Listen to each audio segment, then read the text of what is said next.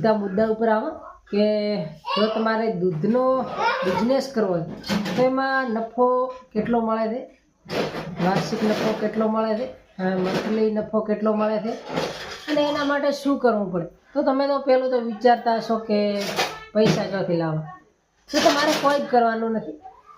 સીધું કે 15 લાખની લોન લઈ 15 લાખની લોન લીધા પછી 20 ભેંસો તમે ખરીદી લો. રેડી?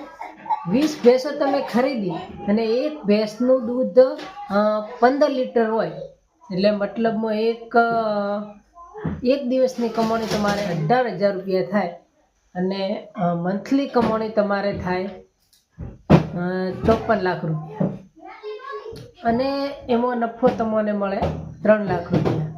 એટલે એક વર્ષની તમારે કમાણી અને નફો બધું નફો ગણવા દો તો તમારે એક વર્ષનો 35 લાખ રૂપિયા નફો થાય. તો આ બિઝનેસ બહુ સારો છે. આમાં કોઈ ભણવાનું હોતું નથી, ભેદ ભણવાના હોતા નથી. ફક્ત ને ફક્ત મહેનત કરવા.